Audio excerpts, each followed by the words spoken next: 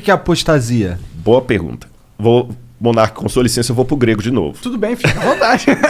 É que apostasia é uma palavra grega. Apostasia, apó em grego significa para longe de. Qualquer coisa que está longe, apóstolo, aquele que é enviado para longe. Entendi. Né? Então, apostasia significa ruptura, aquele que vai embora, que abandona e vai para longe. Essa palavra tem na língua grega apostasium, apostasia, e Paulo pegou essa palavra e a cristianizou. Ou seja, toda vez que alguém rompe a aliança com Deus, o acordo com Deus, a gente diz que ele apostatou, entrou num estado de apostasia. Então, toda vez que Israel desviava do caminho, a gente falava que foi uma apostasia. Em hebraico dizia que ele quebrou a brit, a aliança. Né? Então, isso é chamado de apostasia. Por que ele achava que os caras estavam quebrando a aliança com Deus? O que eles estavam fazendo de errado? Porque Deus falava assim, eu sou o único Deus de vocês. Não tem outros deuses diante de mim. Porque eu sei que é meio petulante falando isso, principalmente numa cultura de tanto pluralismo religioso e ouvir o outro. Mas é porque Deus na Bíblia, o Deus da Bíblia, pelo menos aquele que apresenta, é um sujeito muito assim, olha, por mais que a 25 de março tenha liberdade para vender todas as bolsas, o dono da Gucci não vai falar que a falsa feita lá é igual à legítima. Sim, sim. Então Deus falou assim, eu sou o único Deus que há. Os ídolos não salvam vocês de nada.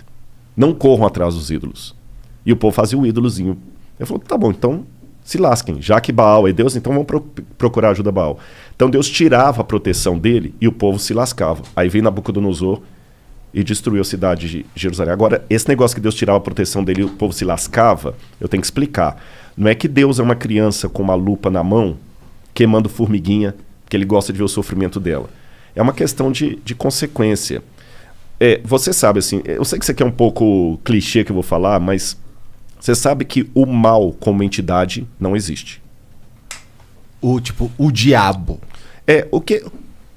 Daqui a pouco eu posso até entrar no lance do diabo, mas vou falar do mal como o mal mesmo. Tá, um avatar do mal não existe. O Deus do mal. É o Deus do mal. Não, eu acredito assim. Quando a gente vai na Bíblia, aí eu vou ter que dar um pouquinho para trás para entrar nisso aí. Existe um anjo que rebelou contra Deus. Ele é vulgarmente chamado de Lúcifer. Esse nome não está na Bíblia. Não? Não. Lúcifer não está. Sério? Isso foi um erro de tradução do Jerônimo. Qual que era o nome? Não foi nem erro de tradução. Na verdade, ele tem vários apelidos na Bíblia. Diabo, Diabalus, aquele que foi lançado através do diabo, tá. Da hora. Satã, que em hebraico significa advogado de acusação. Só que não é verdade. Por que diabo de acusação? Porque na Bíblia, ele começou o mal. Mas deixa eu abrir um parênteses aqui para fazer uma pergunta que muita gente faz. Tá, você é crente, né? Beleza. Deus criou tudo? Criou. Tudo que existe. A Bíblia fala isso. Ele criou todas as coisas. O Logos. Nada do que foi feito se fez sem ele. Beleza. Se Deus criou todas as coisas, tudo que existe foi Deus que criou. Bom, vamos ver. Depende. Não, se existe, tá. O raciocínio. O mal existe? Existe. Então Deus criou o mal. Deus é o responsável pelo mal. Mas por isso que eu falei no início, o mal não existe. Em que sentido? O que eu vou falar é um pouco clichê, mas você sabe que no mundo da física, o frio não existe. É verdade. Existe ausência de calor. Uhum. O então, escuro existe não um existe. limite pro frio. Exatamente. Existe ausência de luz. É. Então, o mal também, nesse sentido, é como o frio, é como a escuridão. Ele não existe por si mesmo. O que existe é a ausência de Deus que causa a sensação do mal. E Deus, ele é um cavalheiro. Eu sei que nem todos os teólogos concordam comigo. Tem uma teologia de Calvino, por exemplo, que acha que Deus escolheu. Se Deus escolheu você para ser salvo e ele para se ferrar, não tem o que fazer. Calvino pensava, grosso modo assim, sem querer ser panfletário, que Calvino era um brilhante teólogo, mas nem por isso eu vou concordar com tudo. Eu não penso como Calvino. Eu penso que Deus deu a liberdade. Você está entendendo? Mas mesmo assim, deixa eu raciocinar como se fosse um cara que não aceita a Bíblia. Pô, mas que sacanagem. Então tá bom, Deus deu alternativa. Mas ele fala assim, tá bom, ó, Igor, você vai me aceitar e eu vou te trazer pro céu. Se você não me aceitar, vai se lascar no inferno que eu vou te... Peraí. Então que Deus é esse? Parece aquele namorado possessivo. Sim. Ou namora comigo, ou então vou te matar. Não é assim. É porque, segundo a Bíblia, como Deus é o criador de tudo que existe, e nele há luz e treva alguma, o único que pode conceder a vida é Deus.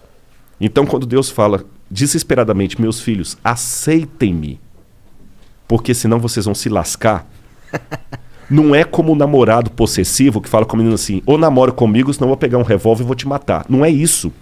Seria mais ou menos como se a água pudesse dizer pro peixe, fique em mim, peixe, senão você vai se lascar. Quando a água fala assim, não é porque a água é possessiva. Eu estou usando uma onomatopeia aqui, né? Uhum. Não é porque a água é possessiva, não é porque a água é namorado. É porque não dá para viver fora. É porque não dá para viver fora. Então, quando Deus apela, filhos, vivam em mim, porque senão vocês vão se lascar, é porque Ele nos ama. Eu não estou aqui para pregar, não é púlpito, mas isso faz parte da minha essência. Por isso que, para mim, um menininho me cumprimentando aqui do lado, cara, não é só eu simplesmente falar assim, pô, que legal, eu sou famoso. Não. O assunto que eu falo é arqueologia.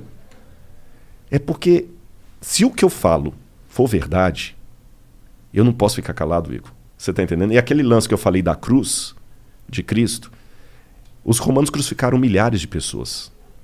Mas aquela crucifixão de Jesus de Nazaré foi diferente. Por quê? Vou te falar por quê. Vou contar uma historinha para você. Um rei, vou responder igual Jesus. Jesus contava uma história, como o pessoal perguntava. Um rei uma vez deu uma regra no reino dele. Ninguém pode roubar. Se alguém roubar, eu vou mandar arrancar os 2 olhos. Cara, funcionou, ninguém roubava. Você podia dormir com a porta aberta, o cara das trancas nem vendia tranca. Delegacia só quando era uma briga, assim.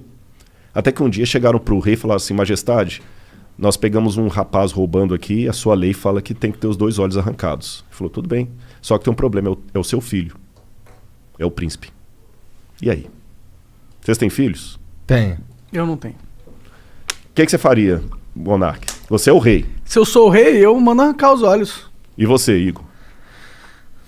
Bom, se eu sou o rei, se eu sou o Igor, eu ia apoiar. Não, minha filha não, irmão. Todo respeito aí. Eu perguntei de propósito. Mas se eu sou o rei... Você é o rei, Igor. E pai da sua filha ao mesmo tempo. Então, é que se eu sou o rei, eu preciso mandar arrancar os olhos, né? Você arrancaria mesmo da sua filha? Pensa nela agora. Cara, olha, se a gente quiser entrar nessa, eu forjaria a morte, eu executaria de mentira, exilaria a minha filha pra algum lugar, porque aí eu consigo manter o rei que pune quando alguém rouba e consigo salvar a vida da minha filha, só que eu não consigo manter ela perto de mim. Uhum. E teria uma coisa também. Você nunca ia poder olhar nos olhos da sua filha e falar, você tem um pai honesto. Verdade? Ah, mas por isso eu falaria. É porque o negócio do rei, de você não... É porque é um mau exemplo. Porque aí você abre a permissão, entendeu? E aí você vai ter uma... Se eu sou o rei, manda lá pro STF, lá no Brasil, lá. Mas nem entra nisso porque eu não quero que o Flow tenha problemas. Nem eu. Bom, mas eu também não seria um rei que ia colocar roubo com perda de olho, né? Ah, funcionou. Ninguém roubava. Ah, mas funcionou porque é uma pena muito punitiva. Mas poderia ser uma pena não tanto punitiva que também funcionaria, talvez, né? Posso dar a solução bíblica para responder a pergunta dele? Por quê? Esse rei falou o seguinte, palavra de rei não volta atrás. E ele tinha um dilema, porque se ele mandasse arrancar os olhos do filho, o pessoal falou assim, pô, esse cara não tem misericórdia nem do filho, quanto mais da gente. É uma mensagem bem forte. Bem forte. Se ele poupasse o filho, o pessoal também fala assim, pô, se fosse o filho da faxineira, sabe o que ele fez? Ele falou o seguinte, como rei eu não posso voltar a palavra atrás. Mas como pai que ama, eu não tenho filho, tá, monarca? O Igor vai entender, o Igor tem mais autoridade para falar isso, que ele tem uma filha, eu não tenho. Tem 2. Tem 2.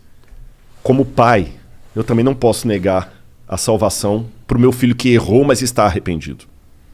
São 2 olhos que a lei quer, são 2 olhos que a lei terá. Podem arrancar os meus olhos e deixa o meu filho. Quando o mal surgiu no universo, o mal existia... Tem um lance em filosofia que eu não quero... Vou tentar mastigar para ficar mais fácil. Vocês ouviram o Pondé aqui, com muito mais propriedade do que eu, que chama-se metafísica. Foi a matéria mais difícil que eu estudei em filosofia. Metafísica é a doutrina do ser. Tudo que existe primeiro em potência, depois em ato. Eu não tenho filho, nem o monarca. Nossos filhos existem em potência. As suas filhas existem em ato. É potência mesmo, né, monarca? Não tem ninguém... É potência. É potência, mas pode ficar tranquilo. Não tem nenhuma certidão para ser reclamado, não. Nenhum DNA, não, brincadeira. Então, os nossos filhos aqui existem em potência, porque eu posso ser pai, ele também pode. As suas não existem em potência, elas existem em ato, que elas já existem. A minha filha não tem como ser estuprada, como ganhar um prêmio, como passar no vestibular, como pagar um seguro de saúde para ela. As suas têm, para ganhar tanto coisas boas quanto ruins. O mal, como potência, passou a existir no universo a partir do momento em que Deus não obrigou nenhum filho a ser fiel a ele. Eu criei vocês e vocês estão livres. Só que sigam as minhas leis para que tudo dê certo. E aí, com a ruptura que houve no universo cósmica, a lei de Deus foi quebrada. E a punição era que o pecado passou agora de potência a ato. Ruptura cósmica? Ruptura cósmica. Que quer dizer porque o universo estava numa harmonia que foi quebrada. Você entendeu? Não era plano de Deus que criança e leucemia estivessem na mesma frase. Não era plano de Deus. Deus não queria isso. Deus não queria a pancada que você ganhou no seu carro hoje. Deus não queria isso. Mas aconteceu. Ele sabia que ia acontecer. Aí alguém fala, pô, sacanagem, se ele sabia, por que ele deixou? Aí que vem o Lúcifer, o vulgo Lúcifer, né? Que Lutíferos, que é um nome que vem do latim, que não está na Bíblia, como eu falei. Mas vamos chamar de Lúcifer assim mesmo. Vem o Lúcifer, que faz toda a rebelião e tudo. E a sentença agora é a morte. Aí a segunda pessoa da divindade, que é Jesus, fala assim, tudo bem. São 2 olhos que a lei quer, a lei está exigindo a morte, eu vou morrer no lugar da humanidade. Então, na crença bíblica tradicional, o fato de Cristo morrer na cruz do Calvário, que não foi apenas um carinha que rebelou contra Roma, ele morreu a morte redentora. Por isso a gente chama de Cristo Redentor. Ele morreu no lugar do pecador. Ele que não era pecador morreu. Por isso que no Antigo Testamento sacrificava um cordeiro inocente para representar o Cristo. Ele morreu. E é graças à morte dele que hoje, se algum de vocês souber uma notícia ruim de morte, eu tenho algo de esperança para falar concreta, real.